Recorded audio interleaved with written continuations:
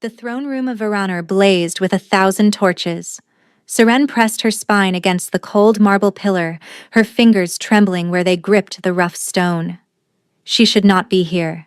Every rational thought screamed at her to retreat to the hidden passage behind the tapestries, to return to the safety of shadows where a healer of common blood belonged.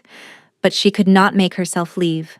Not when Corvin stood on the dais at the far end of the hall, his powerful frame wrapped in ceremonial black and crimson.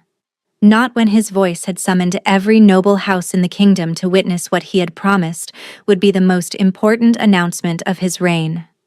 Tonight, he had sworn to her in the darkness of his chambers, fingers tangled in her hair, lips brushing the secret mark he had bitten into the curve of her shoulder. Tonight, I claim you before the world. No more hiding. No more pretending you are anything less than my queen. Seren's hand drifted to her belly, where a secret had been confirmed by the palace healer just 3 weeks ago. A child growing beneath her heart. Already 4 months along. She had been saving this revelation for tonight, for after the announcement, when she could finally tell him that their bond had already borne fruit. She had imagined his face when she told him, the way his amber eyes would soften, the way he would drop to his knees and press his lips to her stomach, as he had pressed them to every inch of her skin during the months of their hidden love. But something was wrong. Seren could feel it in the cold weight settling behind her ribs. Could see it in the rigid set of Corvin's shoulders, the mechanical way he moved across the dais. His eyes, usually burning with barely contained fire, seemed flat, distant, as if he were looking at the assembled crowd without truly seeing them. The bond mark on her shoulder ached with a dull, persistent throb. "My king." The High Chancellor stepped forward, his ancient voice carrying across the hushed assembly. "The realm awaits your declaration." Corvin's jaw tightened, a muscle feathered beneath his cheekbone. "Say it," Seren pleaded silently. "Say my name. Look for me in the crowd the way you always do, as if I am the only soul in any room that matters." But his gaze swept across the assembled nobles without pause, without recognition, without the faintest flicker of warmth. "I have gathered you here," Corvin said, and his voice sounded hollow, scraped raw, "to acknowledge a truth that can no longer be concealed." Seren's heart began to pound. A murmur rippled through the crowd as a door to the left of the dais swung open. A woman emerged, her crimson gown clinging to curves that seemed deliberately displayed, her dark hair cascading over bare shoulders like a river of ink. Vila, of House Dravmont. Seren knew her by reputation. The daughter of the wealthiest merchant lord in Varanor, whose family had been scheming for a foothold in the royal court for 3 generations. Beautiful, calculating, ruthless in her pursuit of power. And she was walking toward the Alpha King with her hand resting on her stomach. "No. 6 months ago," Corvin continued, his voice devoid of emotion. "Before my coronation, I spent a night with Lady Vela. I have recently learned that night produced consequences." The throne room erupted in shocked whispers. Seren's legs nearly buckled. She caught herself on the pillar, her nails scraping against stone as the world tilted beneath her feet. "Lady Vila carries my heir," Corvin announced. "By the ancient laws of Varanor, I am honor-bound to take her as my queen." Vela's smile was a blade wrapped in silk. She ascended the dais steps and took her place beside the king, her hand sliding possessively over his arm. "I know this announcement is unexpected," Vela said, her voice carrying the false sweetness of poisoned honey. "But I am certain the people of Varanor will welcome the blessing we have been given, a child of royal blood, an heir to secure the kingdom's future." Seren could not breathe. The mark on her shoulder erupted with searing pain, as if someone had pressed a burning coal to her flesh. She bit down on her lip to keep from crying out, tasting copper, and feeling hot tears spill down her cheeks. This was not happening. This could not be happening. 3 nights ago, Corvin had held her face in his hands and sworn that she was his fate, his forever, his soul bound to hers by something older than law, or duty, or politics. Now he stood beside another woman, acknowledging another child, while Seren hid in the shadows with his true heir growing beneath her heart. She searched his face desperately, looking for any sign of the man she loved, any crack in the mask of cold indifference. For one heartbeat, his eyes flickered. Something moved in those wolf-bright depths, something that looked almost like pain, almost like confusion, almost like a man screaming behind glass, trapped in a body that no longer obeyed his commands. Then Viola leaned close and whispered something in his ear, and the flicker vanished. Corvin raised Viola's hand to his lips in the traditional gesture of acceptance. The crowd roared with approval, and Seren felt something inside her chest collapse into ruins. She ran. The servants' corridors swallowed her, narrow and dark and blessedly empty. Every step sent agony radiating from the mark on her shoulder, as if the bond itself was being ripped from her flesh. She did not stop until she reached the tiny chamber she had been given when she first arrived at the palace as a healer's apprentice, before Corvin had found her, before everything had changed. She collapsed against the closed door, her body shaking with sobs she could no longer contain. A mistress. A pregnant mistress. The laws of Varanor were clear. A child conceived before an official mating took precedence in the line of succession. If Vela truly carried the king's heir, no power in the realm could prevent her from claiming the throne at his side. But how? When? Seren's mind raced through the timeline. 6 months ago, Corvin had barely known Vila existed.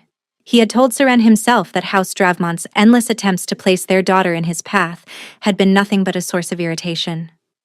"I have never wanted anyone but you," he had promised. "From the moment I caught your scent in the healing ward, my wolf knew. You are my true mate, Seren. Nothing will ever change that." Had it all been lies? Her hand pressed against her stomach, against the tiny life that had felt like a miracle, and now felt like a curse. She could not stay here, could not remain in this palace where every stone would remind her of whispered promises and stolen kisses. Could not watch Vela grow round with the child that should have been hers, could not witness the coronation of a queen wearing the crown that Corvin had sworn to place on Seren's head. With trembling hands she began to pack. A worn cloak, a pouch of herbs, the silver pendant her mother had left her before the fever took her. Everything she owned fit into a single bag. She paused at the window, looking out at the celebration bonfires being lit across the capital. Somewhere in that palace, Corvin was accepting congratulations for his wise and honorable choice. Vela was probably already measuring the royal chambers for new furnishings. Seren pressed her palm to the frosted glass. "I loved you," she whispered to the night. "I would have given you everything." She did not see the shadow that moved in the corridor outside her door. She did not see the way the torchlight caught a pair of molten gold eyes, wide with sudden horror, as if a man had just woken from a nightmare to find himself standing in hell. And she did not hear the anguished howl that tore through the palace moments after she slipped through the servants' gate, a sound so raw and broken that every wolf in Varanor lifted their head in shared grief. By the time Corvin reached her empty chamber, his hands shaking and his mind finally clear, Seren was already gone. The only trace she left behind was a single silver pendant, caught on the windowsill where she had said her silent goodbye. He fell to his knees and clutched it to his chest, and for the first time since his father's death, the Alpha King of Varanor wept. 4 months crawled past like wounded animals. Seren had chosen the village of Hearthvale precisely because no one would think to look for her there. Nestled in a forgotten valley 3 kingdoms away from Varanor, it was the kind of place that existed on no important maps, sustained by sheep farming and the stubbornness of people who had learned to survive without the notice of kings. She arrived in the dead of winter, a young widow fleeing grief. That was the story she told, and the villagers accepted it without question. They had seen enough tragedy in their own lives to recognize it in others. The abandoned cottage at the edge of the forest became her home. In exchange for her healing skills, the village elders asked nothing more than her presence when sickness came calling. And so Seren became Sarah, The healer woman with sad eyes and gentle hands, who never spoke of her past and never received letters from anyone. But the nights were harder than the days. She would lie awake with her palms pressed to the growing swell of her belly, feeling movements that grew stronger with each passing week. Sometimes the baby kicked so fiercely that she could see the impression of tiny feet against her skin. And sometimes, in the hollow hours before dawn, she could swear she felt something else entirely. A presence, vast and searching, pressing against the edges of her consciousness. A desperate longing that did not belong to her, bleeding through a connection that should have been severed the moment Corvin chose another. The bond mark on her shoulder had never faded. That was the detail that haunted her most. Among wolf-kind, rejection was supposed to sever a mate bond completely. The mark should have disappeared within weeks, leaving nothing but smooth skin and bitter memories. Instead, it burned. Every night, the same dull heat pulsed through the scarred tissue. Every morning, she would check the mirror and find it darker than before, as if the bond was strengthening rather than dying. It made no sense, unless the bond had never truly been broken at all. Seren pushed the thought away each time it surfaced. False hope was a poison she could not afford to drink. Mistress Sarah? The voice at her door belonged to young Bram, the miller's son, using the name she had given when she arrived. She set aside the dried chamomile she had been sorting and moved to answer. The boy's face was flushed with excitement and cold. Traders have come through the northern pass. They bring news from the great kingdoms. Seren's heart seized. What news? Strange things, mistress. Terrible things. Bram's eyes were wide. They say the Alpha King of Varanor has gone mad. The world tilted beneath Seren's feet. Mad? She heard herself whisper. Bram nodded vigorously. He has torn his kingdom apart searching for someone, a woman.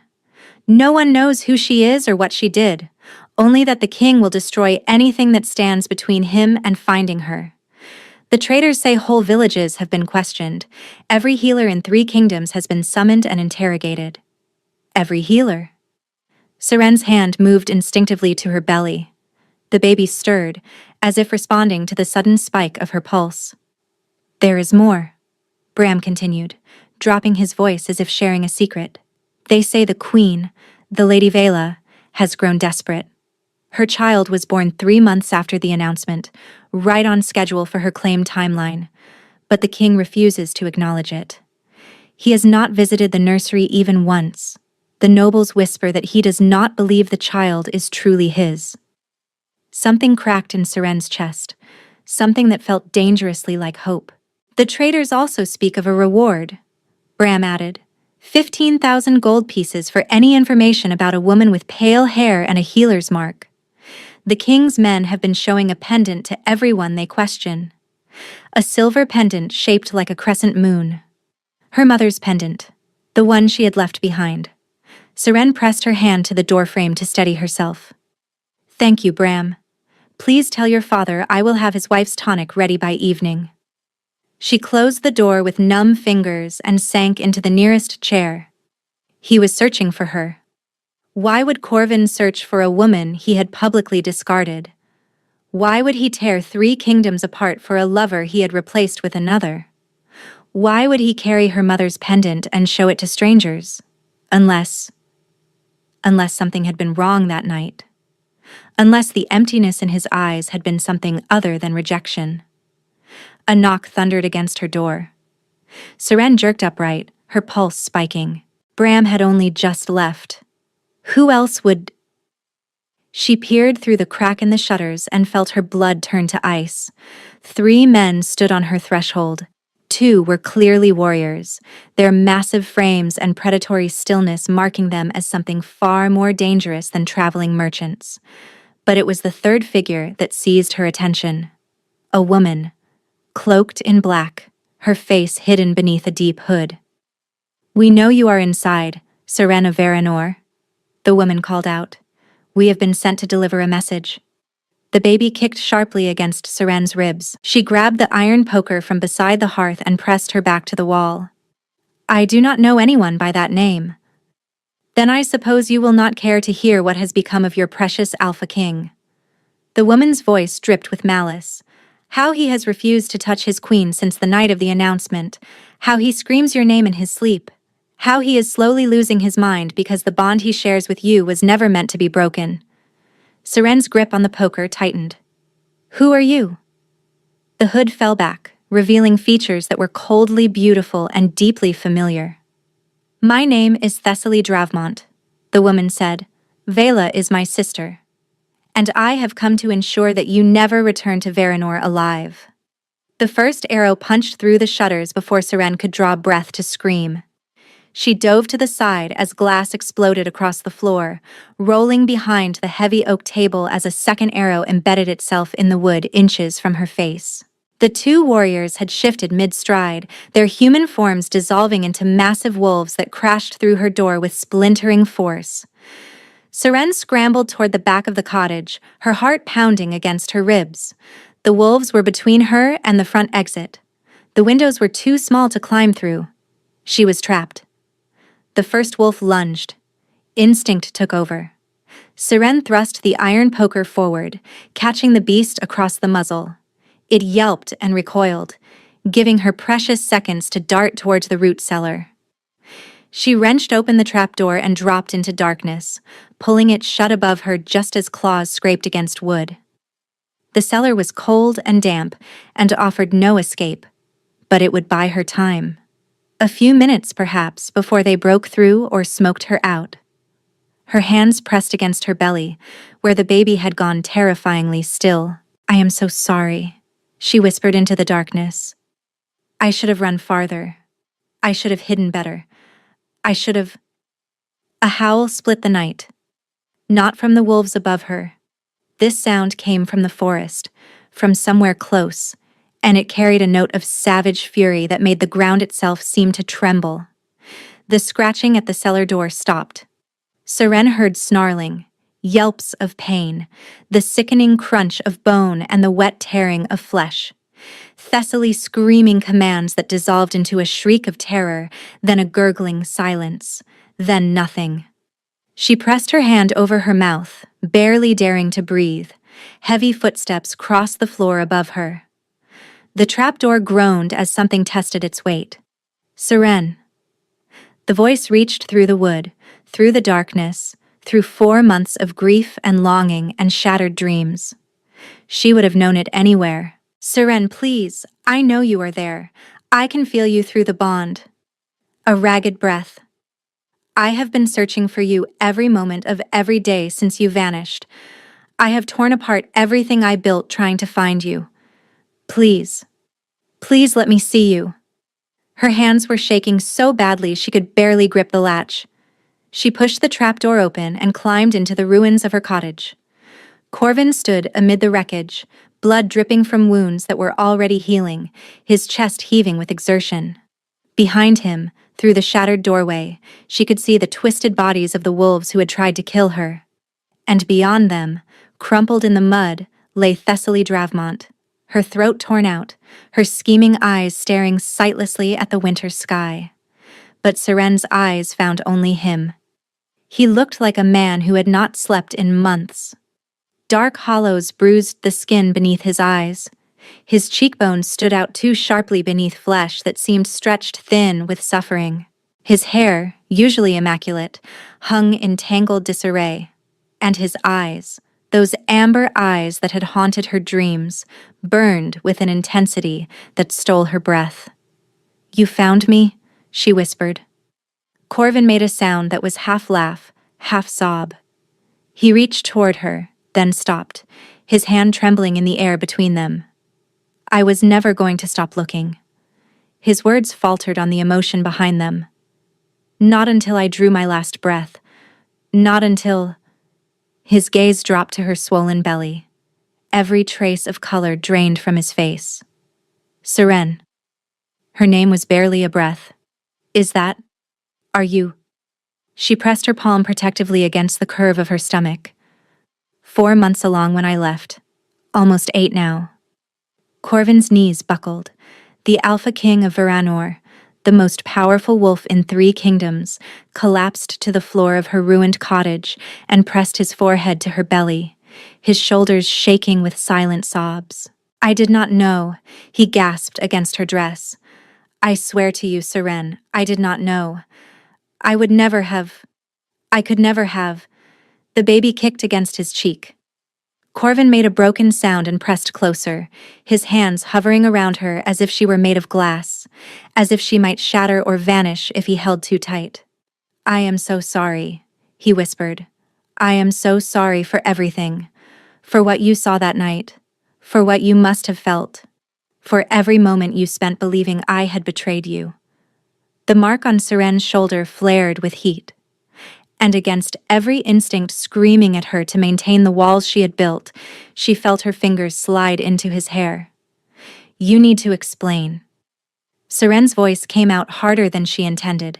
She stepped back from Corvin's embrace, her arms wrapping protectively around her belly, and watched him flinch as if she had struck him. Good. Let him flinch. 4 months of agony. 4 months of believing every whispered promise had been a lie. 4 months of crying herself to sleep while his child grew inside her, and his mistress wore a crown that should have been hers. He did not get to simply appear and expect forgiveness. Corvin rose slowly from his knees, his movements careful, as if he understood that one wrong word would send her running again. "The night of the announcement," he began, his voice ragged. "I remember none of it." Seren's jaw tightened. "Convenient. I know how that sounds." He ran a hand through his disheveled hair. "But I swear to you, Seren, the last thing I remember clearly is dressing for the ceremony. I was going to announce you as my mate. I had the words prepared. I had rehearsed them 100 times. And yet, you announced Vela instead. Because someone ensured I would." The bitterness in his voice was sharp enough to cut. "When I woke 3 days later, I was in the royal chambers with Vila beside me, and she was already calling herself queen. I had no memory of the ceremony, no memory of accepting her claim, no memory of anything except fragments. Like watching my own body move through fog." The parallel to his behavior that night struck her like a blow. The mechanical movements, the flat, empty eyes. "Drugged," she whispered. Corvin nodded grimly. "Tiernan, my beta, has spent the past 4 months investigating. We believe it was a compound derived from Moon's Bane mixed with other suppressants. It severed my connection to my wolf, my instincts, and my bond with you." His hand moved to his chest, pressing against his heart. "Everything that made me who I am was simply gone." Seren wanted to disbelieve him, wanted to cling to the anger that had kept her functioning through the darkest days. But she remembered the flicker in his eyes during the announcement, that momentary crack in the emptiness, like a man drowning behind his own face. "The pregnancy," she said. "Vela's child." Corvin's expression hardened to stone. "I have never touched her. Not once. Not willingly. And not while drugged. The healers who examined the child found traces of a glamour woven into its features. The boy shares no blood with me." "Then who's—" "Her lover's. A minor lord from House Dravmont's holdings, who has since conveniently disappeared." Corvin's hands clenched into fists. "The entire scheme was orchestrated by her family. They have been planning this for years. Positioning Vila, gathering the compounds needed to incapacitate me, forging documents to support her claim, all to place a Dravmont heir on the throne of Varanor." The scope of the conspiracy stole Seren's breath. This was not a crime of passion. This was a calculated destruction of everything she and Corvin had built. "You believe me?" Corvin's voice was raw with desperate hope. "I can feel it through the bond. You are not certain, but you want to believe." Seren turned away, pressing her hand to the ruined window frame. The night air bit at her cheeks, carrying the scent of pine and distant snow. "I watched you kiss her hand," she said quietly. "I watched you stand before our people and declare her your queen, while I hid in the shadows like something shameful.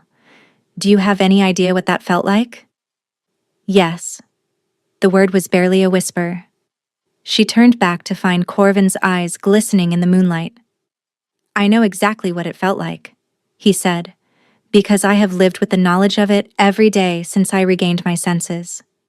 Every time I close my eyes, I see you watching from that pillar. I see your face as I spoke those words. I feel your heart breaking through a bond I could not even access. His voice broke on the final word. You asked me once what my greatest fear was. Do you remember? Seren remembered. A whispered conversation in the darkness of his chambers, tangled together in sheets that smelled of cedar and moonlight. Losing control, she said. You said you feared losing control. The Dravmonts took that from me. The words were edged with barely contained rage. They took my will. They took my voice. They took the moment that should have been ours and twisted it into a weapon against everything I love. He closed the distance between them in 2 strides, his hands catching her face with desperate gentleness. But they did not take this. His thumb traced the bond mark through the fabric of her dress. They could not. I felt you, Seren. Every night of these 4 months, I felt you through a bond they tried to sever but could not destroy. It was the only thing that kept me from losing myself entirely. The heat from his palms seeped into her skin, warming places that had been cold for so long she had forgotten they existed. The dreams, she heard herself say. You came to me in dreams. Corvin's breath caught. You felt them too? Every night, you would find me in my chamber, in my cottage, wherever I was sleeping.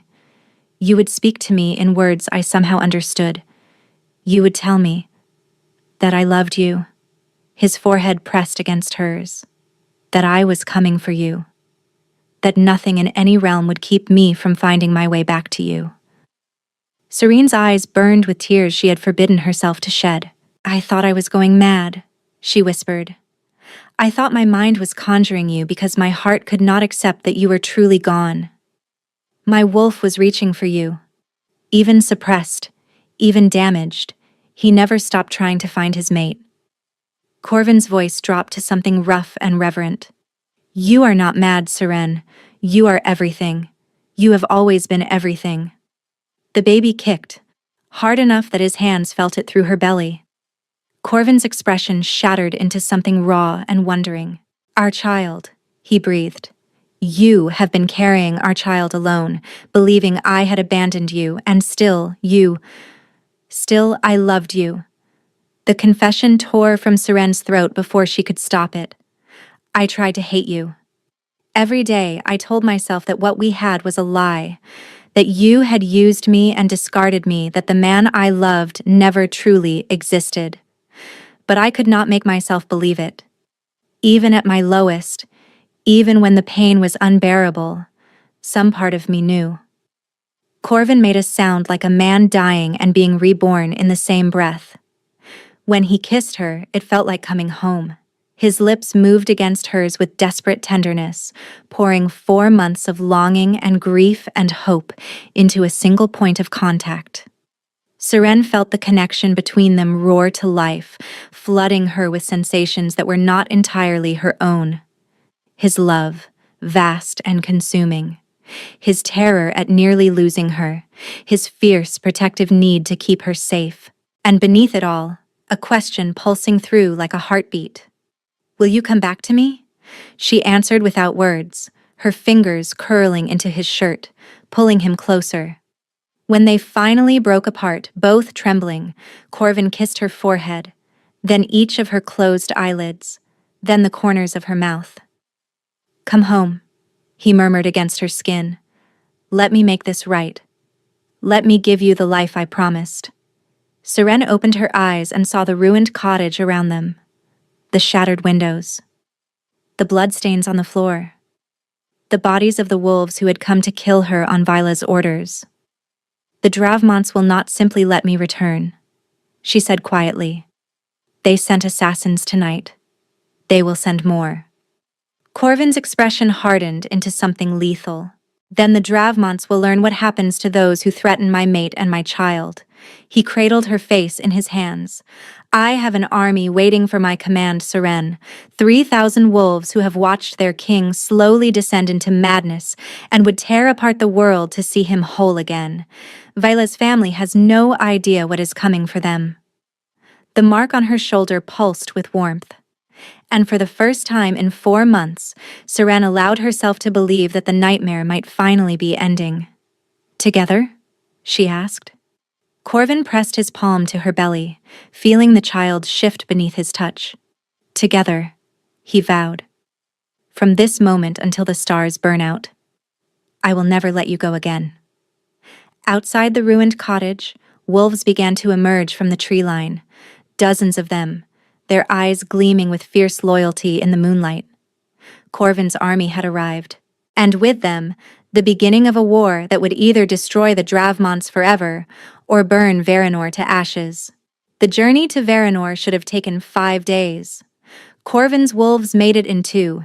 Seren rode before the Alpha King on his massive black destrier, his arm wrapped securely around her waist, his chest a wall of warmth against her back.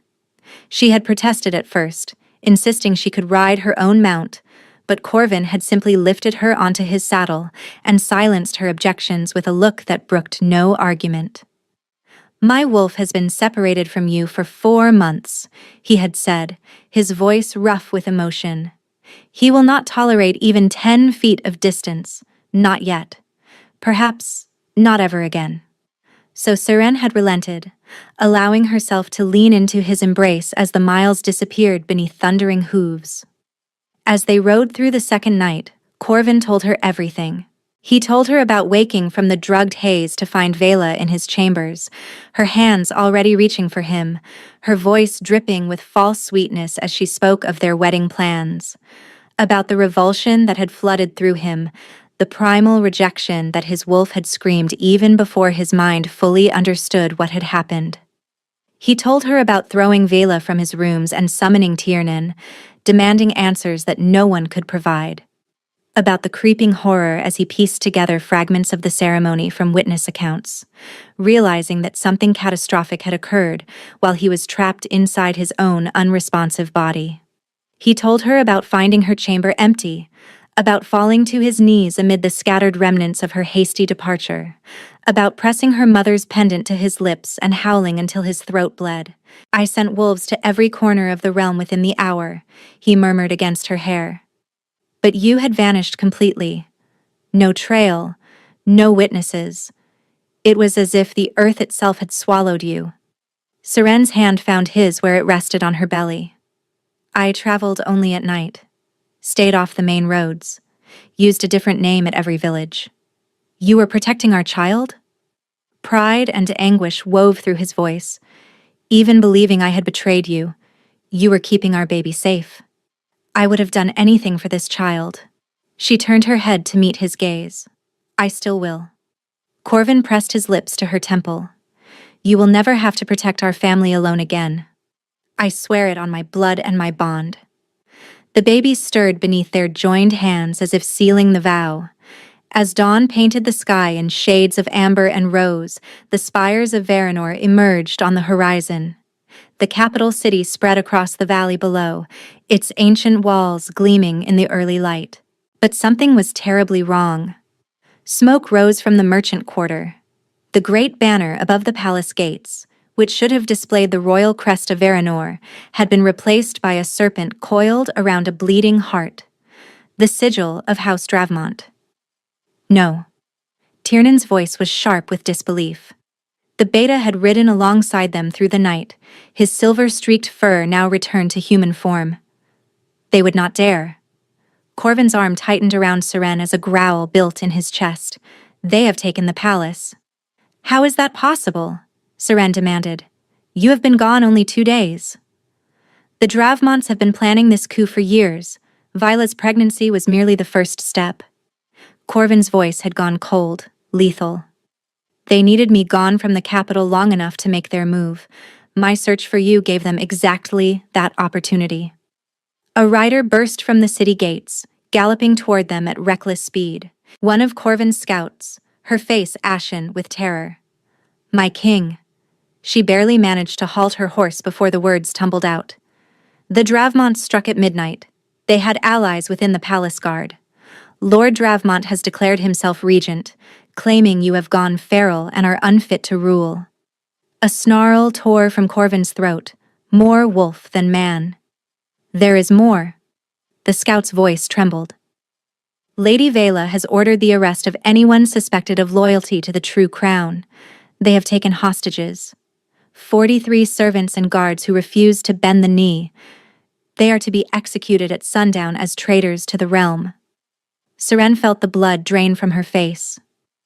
"Including the old healer who served in the palace infirmary," the scout continued, "the one called Mirella, who trained the Lady Seren before her disappearance." Mirella. The name struck Seren like a physical blow. Mirella, who had taught her everything she knew about healing, who had covered for her absences when she slipped away to meet Corvin in secret, who had pressed a bundle of dried herbs into her hands the night she fled, whispering, "For the sickness that comes with new life. Be safe, little one." Mirella had known about the pregnancy, had helped her escape, and now she would die for that kindness. "We have to save them," Seren said fiercely, already calculating the hours until sundown. "We cannot let 43 innocent people die because they stayed loyal to you." Corvin looked down at her, his expression torn between the desperate need to protect her and the knowledge that she was right. "Seren, you cannot enter that city. If the Dravmonts capture you, if we do nothing, Mirella dies. All of them die." She met his amber gaze without flinching. "I will not hide while others are slaughtered in my place.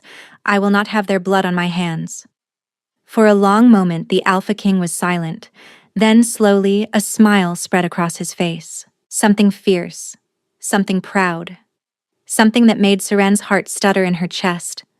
"My queen," he murmured. "Even now, with assassins hunting you and our child growing beneath your heart, you think of others before yourself." He turned to address the army of wolves assembled behind them. Hundreds of warriors in human and animal form, their eyes gleaming with barely restrained fury. "The Dravmonts believe they have won," Corvin announced, his voice carrying across the gathered forces. "They believe their treachery has succeeded, that their false regent sits secure upon a stolen throne, while their puppet queen awaits her coronation."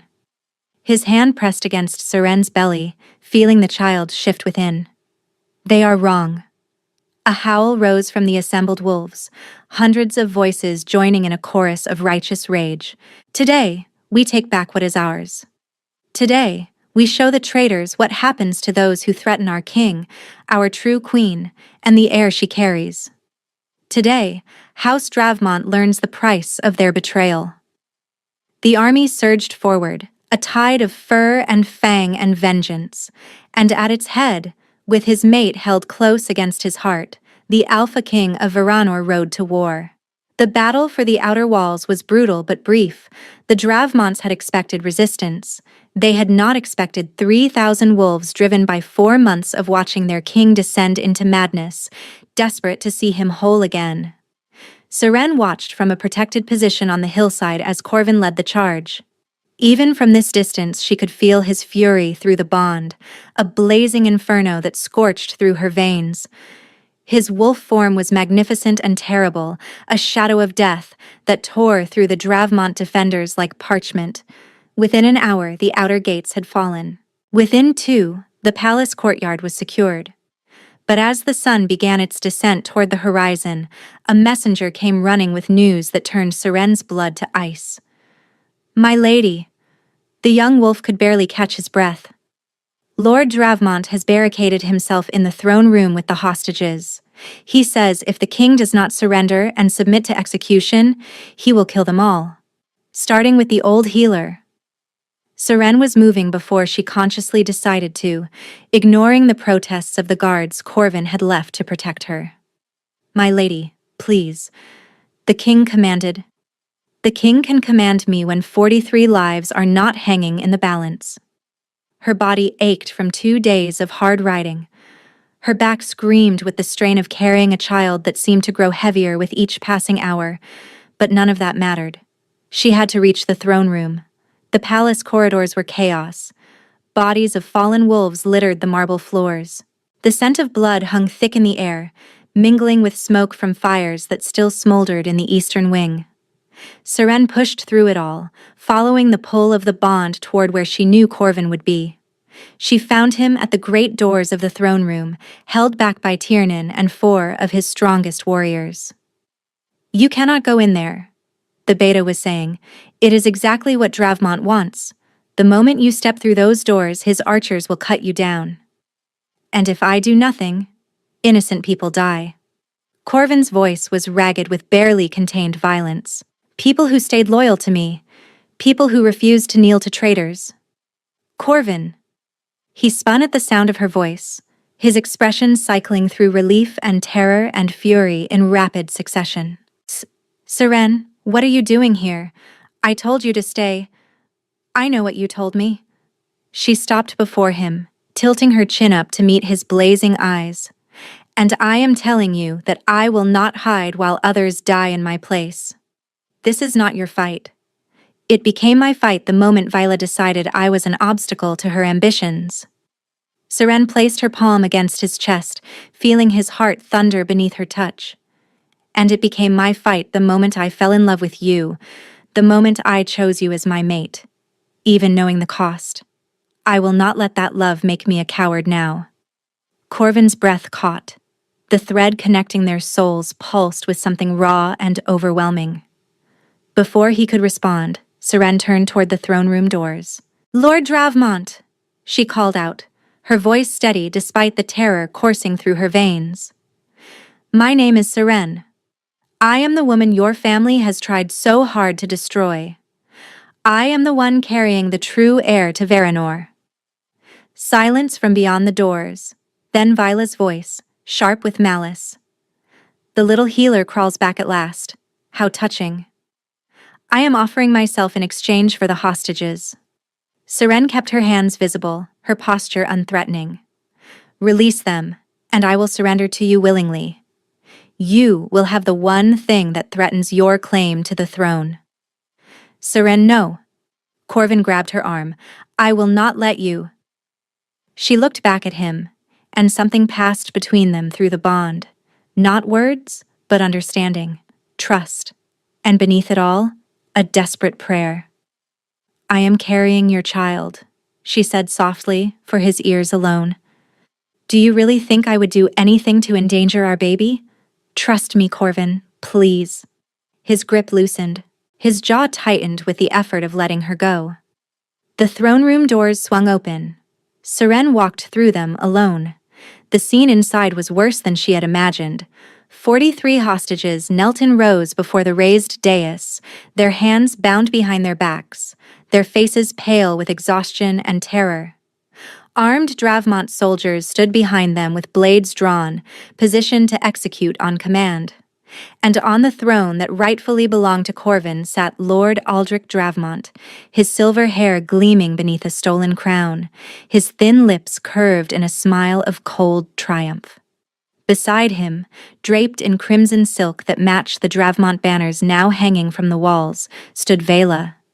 She looked different than Seren remembered. Harder.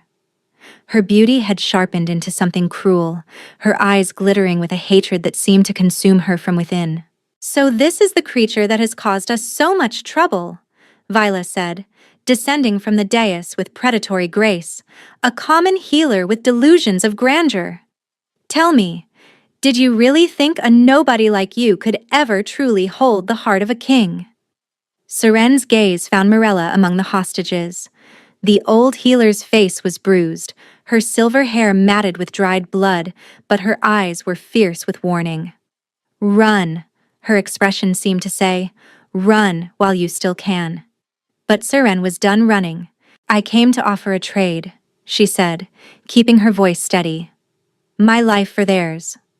Release the hostages, and I will not resist whatever punishment you deem fit." Lord Dravmont laughed, a cold sound that echoed off the vaulted ceiling. You misunderstand your position, girl. You have no bargaining power here. The moment you walked through those doors, you became another hostage. Then you have no reason to keep the others. Seren took a step forward, her hand resting protectively on her belly. You have what you want. The king's true mate and his legitimate heir, both at your mercy. Let the servants go. They are no threat to you. Vila's eyes dropped to Seren's swollen stomach, and something ugly twisted across her features. His legitimate heir, she spat.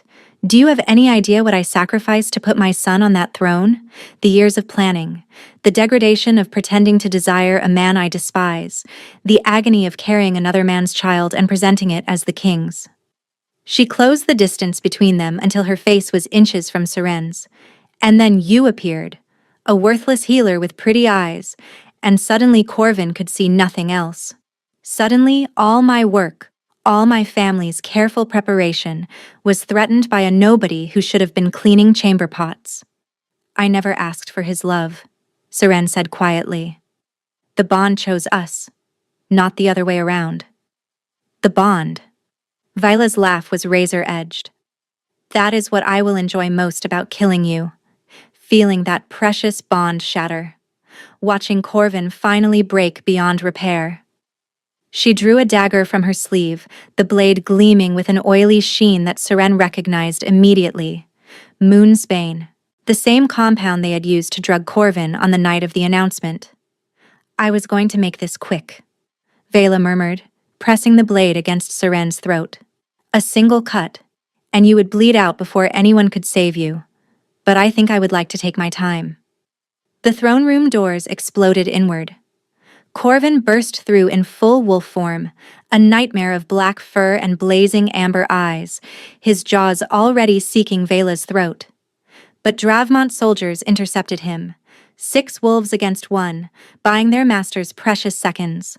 Lord Dravmont seized Seren from behind, his arm locked around her throat, Vela's poisoned blade now pressed to her belly. One more step, he shouted at Corvin, and I gut her like a fish, your mate and your heir dead before they hit the ground. Corvin's wolf form skidded to a halt, a snarl of pure anguish tearing from his throat. Better. Dravmont's grip tightened. Now shift back. Slowly. Any sudden movements and... He never finished the sentence. Something was happening to Seren. Something she could not control. The bond mark on her shoulder erupted with searing heat, more intense than anything she had ever felt. Pain radiated through her body in waves, but it was not the pain of injury. It was the pain of transformation. The baby. The baby's magic was responding to the threat against its mother, triggering the change that Seren had resisted since the night Corvin first bit her. She was becoming a wolf. Her bones began to crack and reform. Her skin rippled as fur pushed through from beneath. A scream tore from her throat, transforming mid-sound into a howl that shook the ancient stones. Lord Dravmont stumbled backward in shock, releasing his grip. The shift completed in an explosion of golden light. Where a pregnant woman had stood, a wolf now crouched. Her fur was the color of starlight, her eyes blazing with amber fire that matched her mate's. She was smaller than Corvin's massive form, but power radiated from her in waves that made the Dravmont soldiers whimper and back away.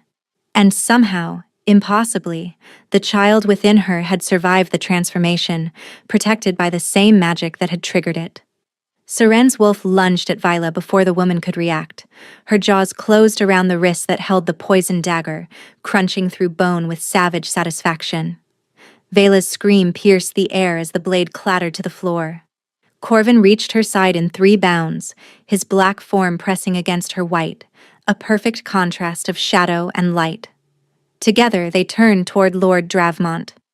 The would-be regent stumbled backward, his stolen crown tumbling from his head, his face slack with terror. "Mercy," he gasped. "I surrender. Corvin's jaws closed around his throat. The crunch of vertebrae echoed through the sudden silence. Around the throne room, Dravmont soldiers were throwing down their weapons, falling to their knees in submission.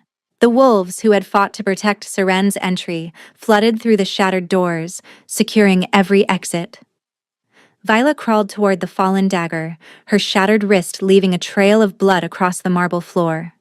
Seren intercepted her, one massive paw pinning the woman to the ground. Their eyes met. Wolf and woman. True queen and false. "Please," Vela whispered. "Please.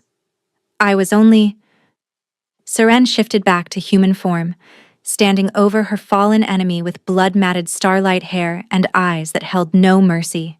"You drugged the man I love," she said quietly. "You tried to steal his throne, his child, his very will. You sent assassins to murder me in my bed. Your own sister died trying to finish what you started. And now you beg for mercy." Her hand found her belly, where the baby kicked strongly against her palm. "The mercy you showed me is the mercy you will receive."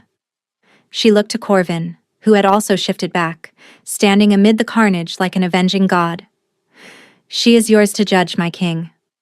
Corvin's expression was carved from granite as he stared down at the woman who had orchestrated so much suffering.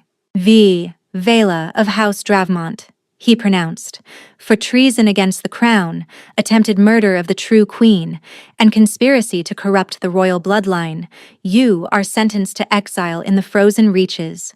Your name will be struck from all records. Your house will be dissolved. You will live out your days as the nothing you tried to make my mate believe she was." Vela's scream of fury echoed off the walls as guards dragged her away. Corvin crossed to Seren in 3 strides, his hands cupping her face with desperate gentleness. "You shifted," he breathed. "Pregnant, untrained, facing an enemy who should have killed you, and you shifted." Seren managed a weak smile. The baby was very motivated. "Our baby." His voice caught. "Seren, when Dravmont had that blade to your belly, I thought—" She silenced him with a kiss. Around them, wolves began to howl, a celebration of victory, of justice, of a true mate bond that had endured poison and politics and the darkest schemes of desperate enemies. When they finally broke apart, Seren's gaze found Morella among the freed hostages. The old healer was weeping with relief, supported by 2 young servants who had survived the ordeal beside her. "Go to her," Corvin murmured. "She kept your secret. She helped you escape when you needed to run. She has more than earned a moment with the queen she protected." Seren crossed the throne room on unsteady legs, exhaustion finally catching up to her now that the danger had passed. Morella opened her arms and Seren fell into them. "I knew you would come back," the old healer whispered. "I told them every day. I told them the true queen would return and set things right." "I almost did not," Seren admitted. "I almost stayed hidden forever. But you did not. Because you are stronger than you know, little one." Morella pulled back to cup Seren's face. "You always were." Behind them, Corvin was already issuing orders, securing the palace, sending messengers to the provinces with news of the Dravmont defeat, beginning the long work of rebuilding a kingdom that had been fractured by months of chaos. But his eyes kept finding Seren across the crowded throne room. And in those amber depths, she saw everything she had ever wanted. Home. In the weeks that followed, Varanor began to heal. The Dravmont holdings were seized and distributed among the families who had suffered under their conspiracy. The soldiers who had participated in the coup were given a choice: exile or service in the border garrisons, far from the capital they had betrayed. Most chose the borders.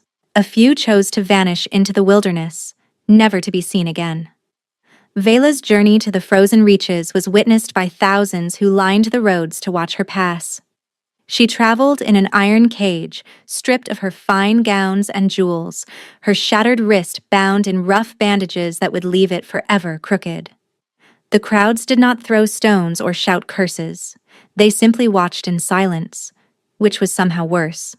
The child she had tried to pass off as the royal heir was quietly placed with a farming family in the southern provinces, far from the politics that had corrupted his birth. He would grow up knowing nothing of his mother's schemes, nothing of the throne she had tried to steal in his name. Some whispered it was more mercy than Vela deserved. But Corvin had made his judgment, and no one dared question the Alpha King. Not anymore.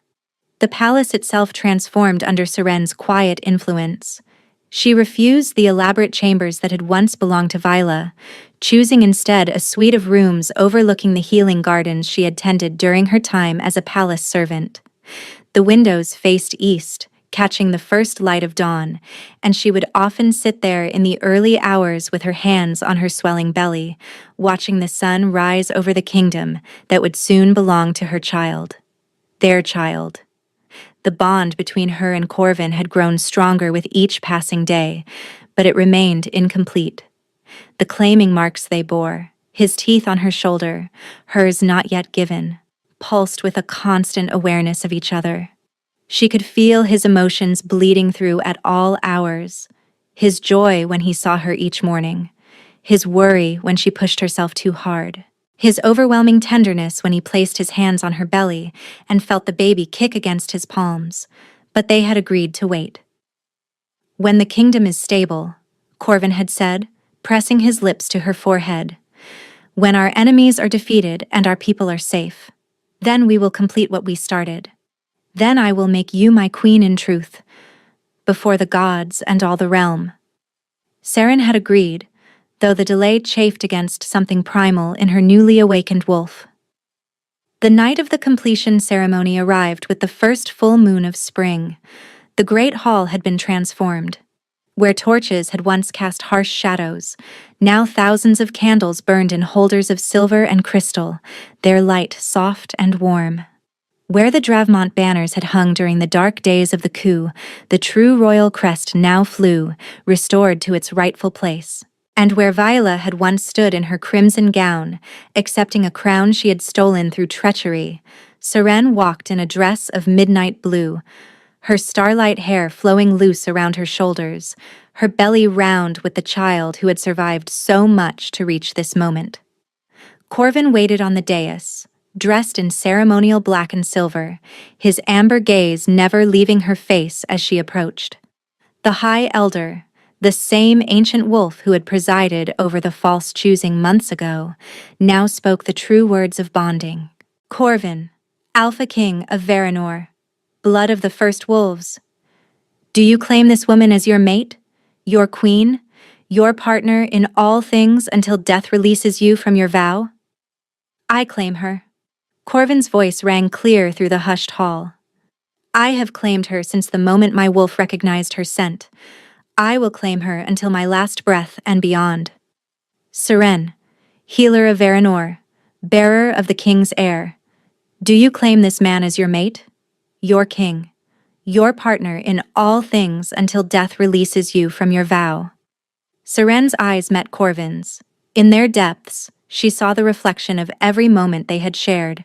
The secret meetings, the whispered promises, the devastating separation, the desperate search, the reunion that had nearly come too late. "I claim him," she said. "I have claimed him since the first time he looked at me and saw something worth loving. I will claim him until the stars themselves burn out."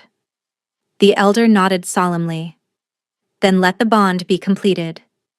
Let what was begun in shadow be sealed in light." Corvin stepped forward and tilted his head, baring his throat to her in the ancient gesture of submission. The most powerful wolf in 3 kingdoms, offering his vulnerability to his mate. Seren's wolf rose within her, guiding her movements as she pressed her lips to the place where his pulse thundered beneath his skin. She felt his anticipation bleeding through the bond, felt his desperate need for completion, felt the years of loneliness that had preceded her, and the months of agony that had nearly torn them apart. Her teeth sank into his flesh. The bond exploded between them like a sunrise after endless night. Seren gasped as Corvin's essence poured into her, merging with her own in ways she had never imagined possible. She felt everything he had ever felt for her.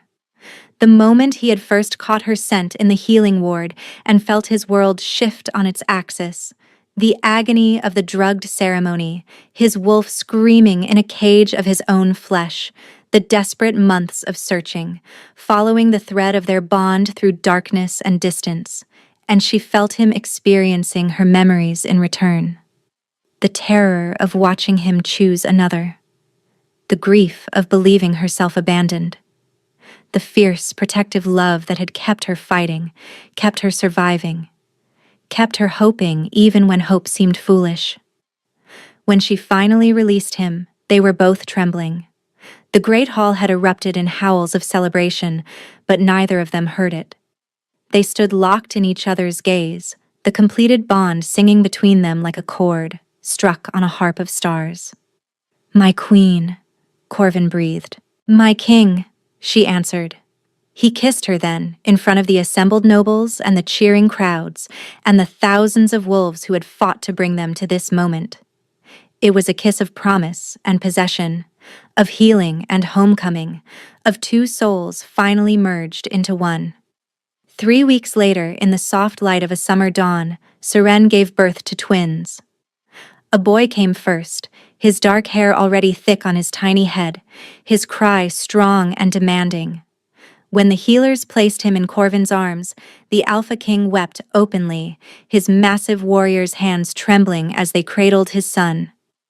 "He has your stubbornness," Seren managed from the bed, exhausted but radiant. "I could feel it the entire time he was growing." Corvin laughed through his tears. "Good, he will need it to rule." Then the second child arrived, and the room fell silent with wonder. A girl, smaller than her brother, but no less fierce. Her first cry was not a wail but something closer to a howl, and when she opened her eyes, they blazed with amber fire that matched her father's. "She shifted," Morella whispered from her place beside the bed. "In the womb. That is why the birth was so difficult. This child carries power I have never seen before." Corvin took his daughter in his other arm, holding both children against his chest, his face slack with awe. "What will you name them?" Tiernan asked from the doorway, his voice rough with emotion. Seren reached for her children, and Corvin carefully transferred them to her waiting arms. The twins settled against her breast, their tiny fingers intertwining as if they had been holding hands their entire existence within her. "The boy will be Alder," she said softly, "for the tree that grows strongest after storms." Corvin nodded, his hand coming to rest on their son's head. "And the girl?" Seren looked down at her daughter, at the fierce amber eyes that stared back at her with unsettling awareness. "Luna," she whispered, "for the moon that guided her father to me through the darkest nights." Corvin made a sound that was half laugh, half sob. He climbed onto the bed beside her, careful not to jostle the children, and wrapped his arms around all three of them. "I do not deserve this," he murmured against her hair. "Any of this. You. Them. This second chance." Seren turned her head to meet his eyes. "You fought for us. You tore apart your kingdom to find me.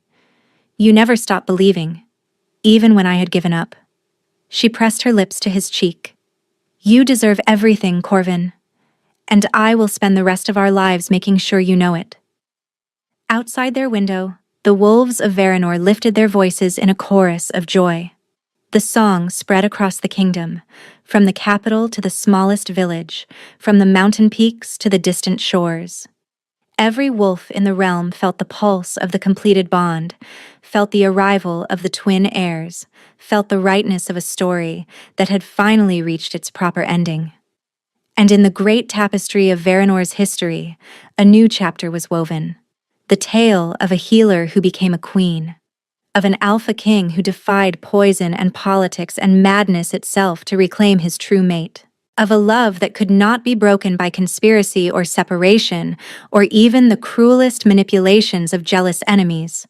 They had found each other against impossible odds.